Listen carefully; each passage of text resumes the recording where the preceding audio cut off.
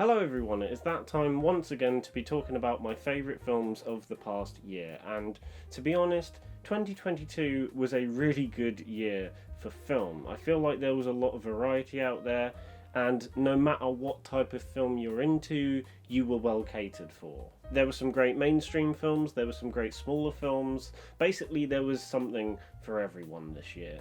Now before we get into the main list, there are a couple things like usual that I need to just get out of the way first. First one being that this list is my opinion. These are my favourite films of the year, so they're not going to correspond necessarily with what your favourites are. So just take that into account when I'm going through the films. Secondly, I did not get a chance to see every film that was released this year. There are a small handful of films that I really wanted to see but unfortunately couldn't get a chance to for one reason or another. And there are some other films that I desperately want to see, but they haven't come out in the UK yet, so I haven't been able to see them in time for this video. And the third and final thing I want to just go through is my honourable mentions. These are films that I highly recommend, but unfortunately just missed out on the main list. So without any further ado, my honourable mentions for 2022 are Glass Onion, Barbarian, Getting It Back, The Story of Simand, X, Sick of Myself, After Yang, and RRR. So with all that now out of the way, let's finally get into my favourite films of 2022. At number 20, and I'm probably the only person to have this on their best of the year list, is Jackass Forever. At number 19 is Robert Eggers' Viking epic The Northman. At number 18 is my favourite animated film of the year, My Father's Dragon. At number 17 is Black Panther Wakanda Forever. At number 16 is my favourite comedy of the year, Bros. At number 15 is the highly underrated The Outfit. At number 14 is Park Chan-wook's Decision to Leave. At number 13 is the engaging and emotional She Said. At number 12 is Luca Guadagnino's disturbing yet kind of beautiful Bones and All. And at number 11 is my favourite documentary of the year, Fire of Love. The Quiet Girl is probably 2022's hidden gem of the year. It's one of those films where not many people have seen it, but the people who have seen it know just how great this film is. It's a very quiet and understated drama that builds up its emotional core subtly in the background, so when you least expect it, that emotional core then becomes front and centre and hits you a lot more than you think it's going to. And I think that is half of the beauty of The Quiet Girl. It sneaks up on you and hits you with such raw emotion that you just get swept up in the whole thing and you didn't even realise you were getting swept up in the process. Outside of possibly Avatar: The Way of Water, Top Gun Maverick was arguably the cinematic experience of the year. It's a film that gives you everything you pretty much want from a film like this, and a little bit more. It's got some great performances, a lot of heart, a great soundtrack, and also some of the best aerial dogfight scenes you will ever see. There were a lot of times throughout this film where I was audibly saying to myself, how the fuck did they film this? And I'm still thinking about that to this day. It's one of those rare legacy sequels that we kind of didn't know we needed, and now that we do have it, we're treasuring it as much as we can, because Top Gun Maverick is as brilliant as everyone says it is. Now we're going from a film I would happily rewatch any amount of times to a film I don't really want to rewatch anytime soon, and I mean that in a positive way, believe it or not.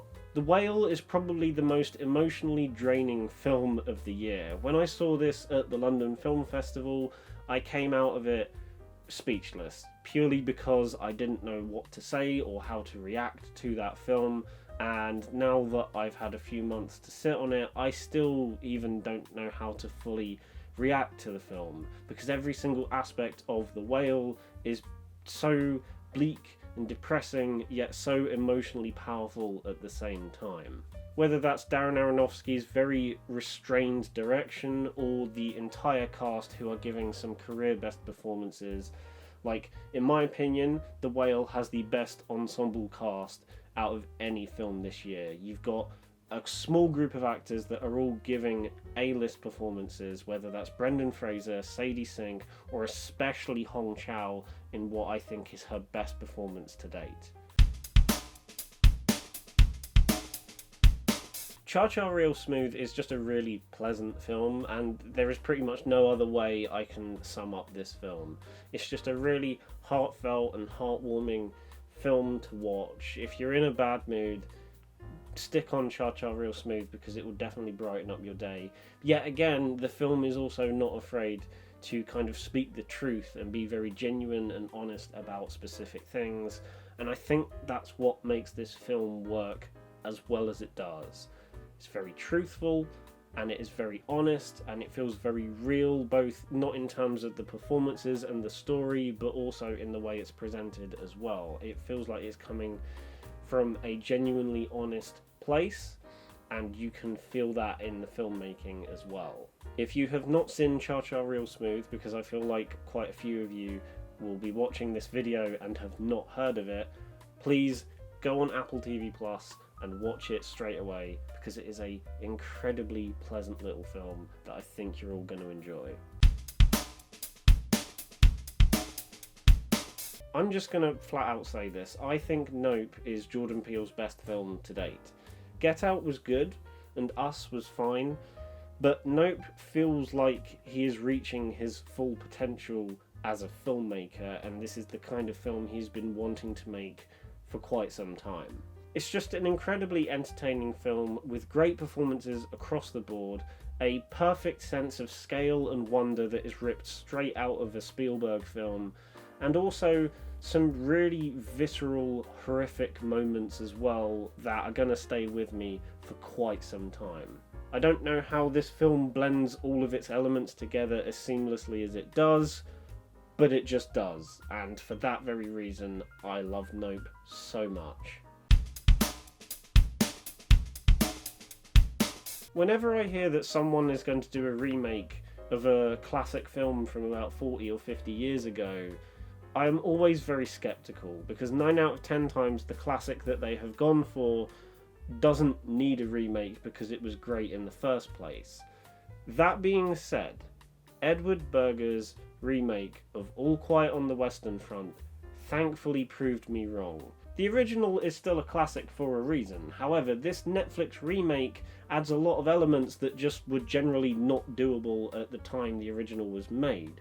It feels very visceral and in your face with how realistically brutal the war scenes are portrayed, and again, you couldn't really do that back when the original film was released. On top of that, you have an incredible score, some genuinely compelling characters to help drive the story forward, and probably some of the best cinematography of the whole year. This film is utterly gorgeous, but at the same time very haunting as well, and again, I don't think I've seen a film in recent years, especially a war film, capture that mix so perfectly as this film does. The Batman gave me everything I wanted from a film like this. It was dark and brooding, the atmosphere was perfect, Michael Giacchino's score was one of the best of the entire year. Ignore what the Golden Globes say, it is one of the best scores of 2022 without a doubt. The entire cast were great and completely understood the assignment to a T, whether you're talking about Colin Farrell as a completely unhinged version of the Penguin, or even Robert Pattinson as Bruce Wayne / Batman. Every single person in this film knew exactly what type of film they were making, and the fact that Matt Reeves was trying to make it with as much detail and passion as physically possible, and thankfully it shows not just in the performances but in the way this film is crafted as well. The cinematography just leaps off the screen, so does Gotham as well, which I think is probably the most well realised version of Gotham we've had in any of the live action films. The Batman is one of the few films this year that I've not been able to get out of my head, and I will happily rewatch it God knows how many times. Martin McDonagh has returned with what at face value seems like a rather low-key film, and for the most part it is, but it's what's under the layers and what's under the surface that really makes this film as great as it is. When I saw this film for the first time at the London Film Festival, the premise seemed way too simple to take it seriously at all.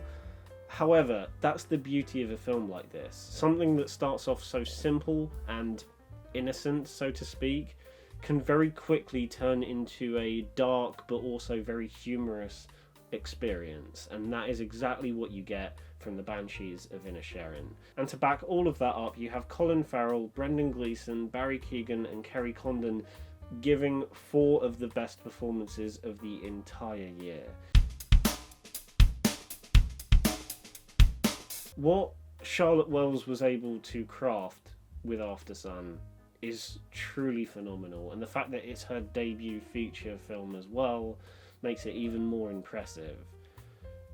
It's a very subtle film, and it's a film that you kind of have to sit on for a while for it to fully sink in and work its magic, so to speak. But once it has fully washed over you, you will start to see why this film is as great as it is. Everything about this film just works, whether it's the very nostalgic presentation of the movie, whether it's the 2 lead performances of Paul Mescal and Frankie Corio, who give absolutely incredible performances. They feel so genuine and real as a father-daughter combination. It just works so incredibly well. Or even the score by Oliver Coates, which I'm still waiting for it to appear on Spotify. Even the regular songs that are used in Aftersun hit emotionally hard whether you realise it or not. I don't have much to say about Aftersun that I haven't already said, but it's just such a great directorial debut. Well, to no one's surprise, my favourite film of 2022 is Everything Everywhere All at Once, and I feel like you're going to be seeing that at the top of quite a lot of people's lists this year. And for good reason. It is a film that literally gives you a bit of everything. It has some of the best fight scenes of the entire year.